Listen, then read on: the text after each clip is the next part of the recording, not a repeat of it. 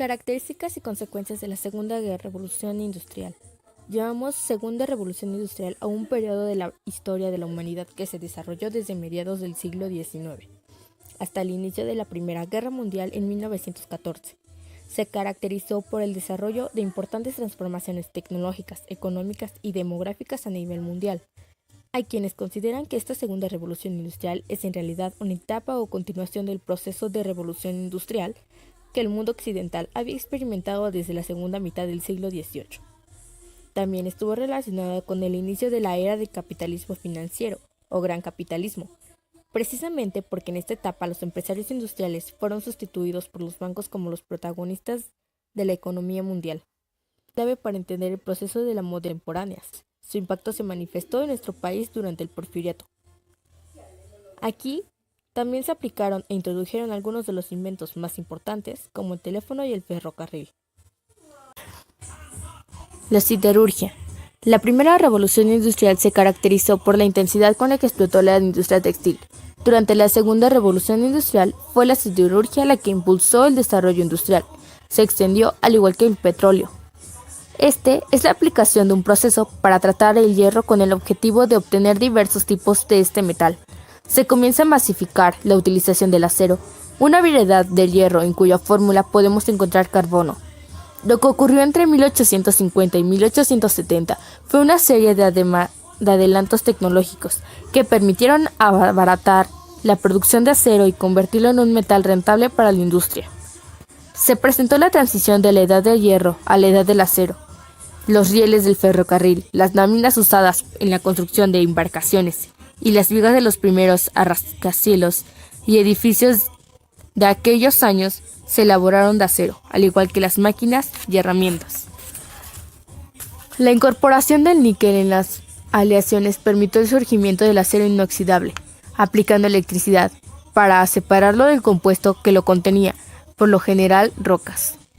Era considerado un metal exótico cuyo valor estaba por encima del oro y plata. El sistema de producción, las nuevas empresas y los nuevos inventos. Dentro de la organización industrial se presentó un cambio importante en la forma de producción que prevalecía en las fábricas.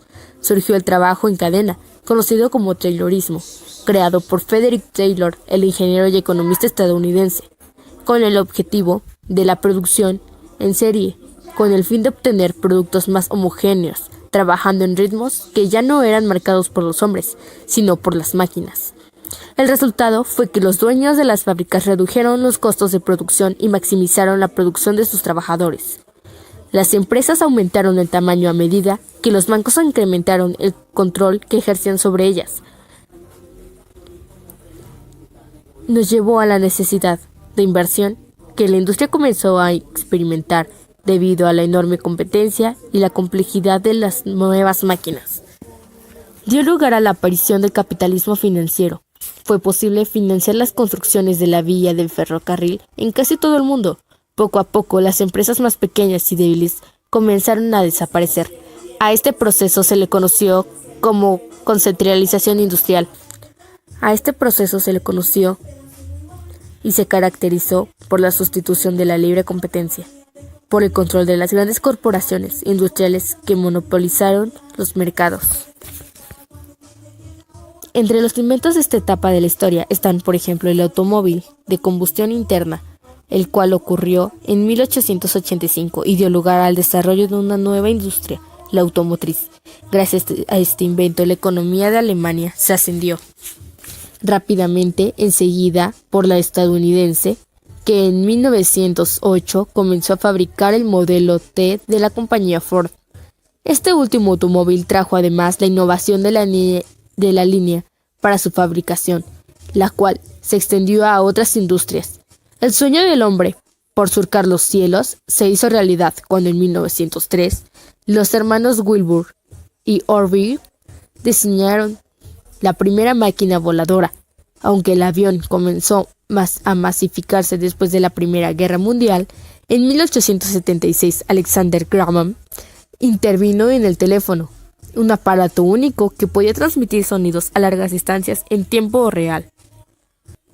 Marconi revolucionaría las comunicaciones gracias a la telefonía inalámbrica, la cual era muy utilizada por los buques, pues permitía la comunicación de un continente a otro. A estos inventos podemos agregar la invención del fonógrafo de Thomas Alva Edison, que permitió reproducir música, y el arma automática que revolucionó las estrategias militares y comenzó a utilizarse en la Guerra Civil estadounidense, posteriormente en las guerras mundiales, e incluso en esta etapa de la historia el desarrollo científico y tecnológico permitió la aparición de los nuevos pozos petroleros modernos necesarios para alimentar una industria que dependía cada vez más de la gasolina, el gas y demás derivados del petróleo. Consecuencias de la Segunda Revolución Industrial. Una de las consecuencias de este proceso histórico fue la ascensión de los nuevos países que comenzaron a competir con Gran Bretaña por la hegemonía industrial. Surgieron nuevas potencias fuera de Europa como Estados Unidos y Japón. El caso estadounidense es de llamar la atención. Su avance industrial se derivó a la gran medida gracias a la producción de acero, la cual fue importante, que permitió el crecimiento de las ciudades como Pittsburgh. La industria armamentista permitió el desarrollo de Japón. Esta competencia desencadenaría no solo el colonialismo, sino las guerras mundiales de la primera mitad del siglo XX. Durante la Segunda Revolución presentó un aumento de población en el mundo occidental, derivado de la disminución de la mortandad en algunos países como Alemania. El caso de Estados Unidos es diferente. La población creció rápidamente como resultado de la migración. Se calcula que durante estos años llegaron 50 millones de europeos, principalmente campesinos y obreros, que no habían podido integrarse a la industria de sus países de origen. La mecanización de los grupos agricultores, el desarrollo de fertilizantes y la introducción de nuevas especies derivó en la disminución de la necesidad de mano de obra. Los adelantos tecnológicos crearon un mercado mundial agrícola que se caracterizó por el surgimiento de zonas que se especializaban en la producción de ciertos productos, siempre dependiendo de la demanda de las naciones industrializadas. Australia, Sudáfrica y principalmente Estados Unidos, donde además del cultivo de cereales se intensificó la ganadería. Una de las consecuencias de esta segunda revolución industrial fue el neocolonialismo, que puede entenderse como el hecho de que las grandes empresas de las potencias industriales consolidaron enclaves en los países menos desarrollados con el objetivo de extraer recursos y materias primas de sus territorios, así como utilizar a su población como mano de obra barata para después venderles el producto manufacturado por ellos mismos en las industrias. La Segunda Revolución Industrial trajo consigo un abanico de problemas sociales y económicos que dieron formas a luchas sociales y a la eventual reivindicación de la clase trabajadora. El resultado fue que muchas personas comenzaron a quedarse desempleadas, lo que generó varios fenómenos interesantes, como la migración, de la cual ya hemos hablado, pero también de la industria ofrecida a menores salarios a los trabajadores, pues la oferta de mano de obra era mucha y demasiada, con una demanda bastante alta. El taylorismo, además, no permitía que los trabajadores utilizaran alguna habilidad humana ni ningún conocimiento. La industria los usaba para autómatas que permanecían haciendo lo mismo una y otra vez durante largos periodos. La lucha de los trabajadores que demandaban mejores condiciones laborales, la posibilidad de organizarse en sindicatos, hacer huelgas, jornadas laborales de 8 horas y tener un trato más digno, se extendió en todo el mundo. En nuestro país, las huelgas de Río Blanco antecedieron a la Revolución Mexicana, pero la huelga más famosa comenzó el 1 de mayo de 1886 en Haymarket Square, Chicago, cuando 200,000 trabajadores declararon exigiendo la disminución de su jornada laboral. El conflicto tuvo un desenlace sangriento, pues la policía disparó a los trabajadores, asesinando a un número desconocido de ellos. Desde ese año, cada 1 de mayo se conmemora en todo el mundo a los mártires de Chicago.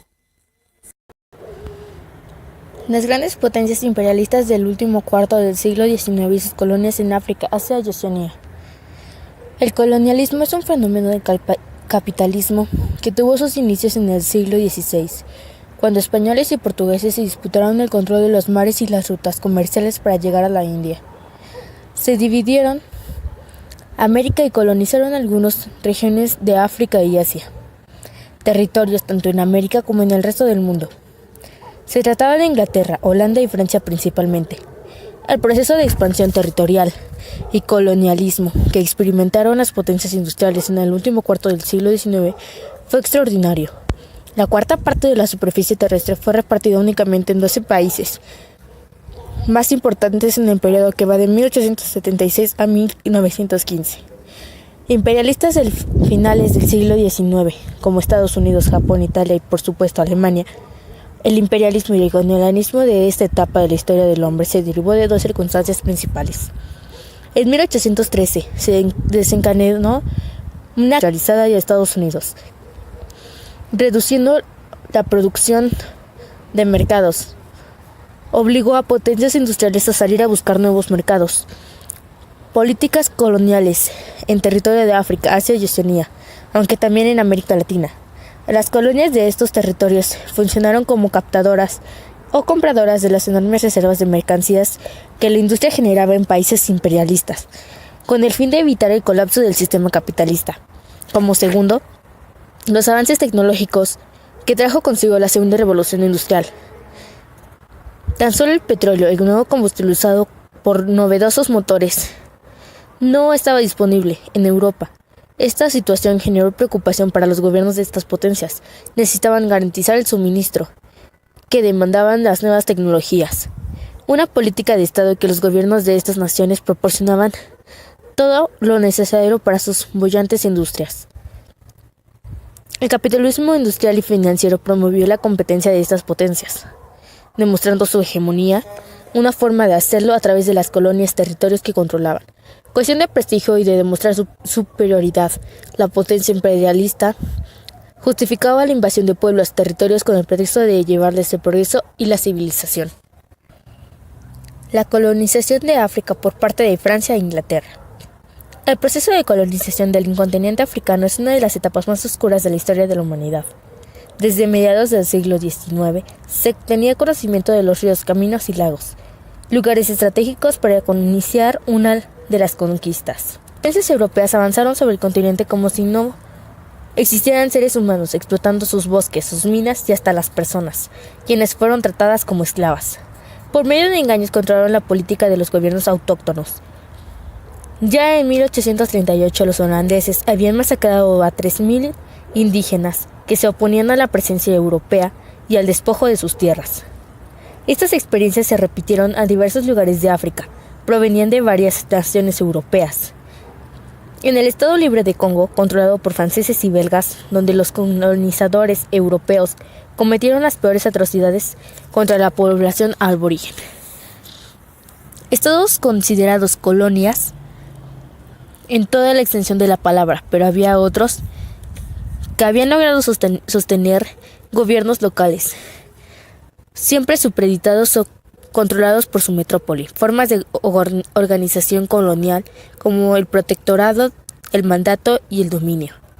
Los franceses controlaron extensos territorios del continente, como la África Occidental, donde estaban Argelia, Senegal, Túnez, Marruecos, Sudán, Mali, Guinea, Camerún, Costa de Marfil y Mauritania, a la África Ecuatorial, en donde se encontraban el Congo, Chad, República Centroafricana, Madagascar y Gabón. Inglaterra tuvo otros dominios al norte del continente como Egipto, donde poseía parte de Sudáfrica.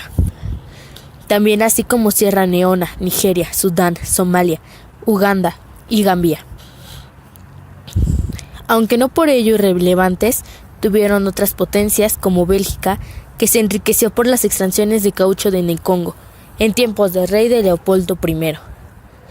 Los otros colonizadores de África y la Conferencia de Berlín, Alemania, pues logró unificarse hasta 1871. Tuvieron como colonias a Togo, parte de Camerún, Tanzania y Namibia, organizaron la Conferencia de Berlín 1884-1885, donde 14 potencias fueron repartidas de África. Se establecieron normas para garantizar la libertad de navegación y de comercio y se plasmó la justificación de la colonización de África argumentando que los europeos llevarían la civilización, el progreso y la enseñanza de vivir en paz en los países africanos.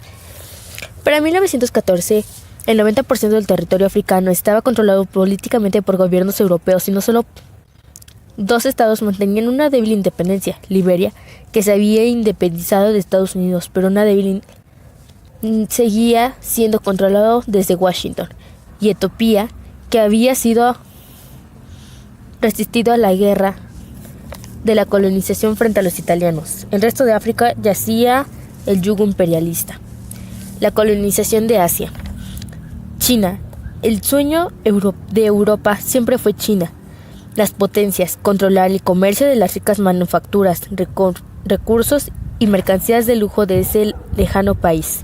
La política económica y social era muy compleja. Arrebatarle territorios y exigirle al imperio el comercio con el mundo occidental. El primer paso fue la Guerra del Opio, de 1839, 1842 y 1856 a 1860, cuando Inglaterra le arrebató a Hong Kong y la obligó a abrirse al comercio. A finales del siglo XIX, Japón le arrebató militarmente Taiwán, Formosa y Corea. La China no se repartieron los territorios. Al firmar una serie de tratados comerciales poco ventajosos para su país y beneficiosos para ingleses, franceses, estadounidenses y alemanes, China debió pagar fuertes indemnizaciones. Obligó a firmar el convenio de Kanagawa, marcó un proceso conocido como Restauración Meiji y se caracterizó por la industrialización del archipiélago japonés. Desde finales del siglo XVIII, la Compañía de las Indias Orientales buscaban únicamente el comercio, todo de textiles y especias, controlar la política de cientos de comunidades en la India, negociar y hacerle la guerra a Ángeles. En 1858 hubo una rebelión en la compañía. La corona absorbió todas las funciones de la misma. Estableció un ministro de la India, formalizó su condición de colonia de Inglaterra, considerada la joya de la corona. Indonesia es un archipiélago compuesto por miles de islas, a una enorme riqueza en la isla de Java.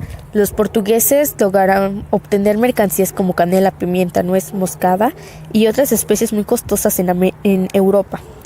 Los holandeses tuvieron presencia desde el siglo XVI y disputaron su control con ingleses y portugueses. A finales del siglo XIX, Holanda controlaba Indochina y comenzó a introducir algunos cultivos para la industria, como el caucho, la quina, el té, el aceite de palmera, el tabaco, el café, la caña de azúcar y el arroz.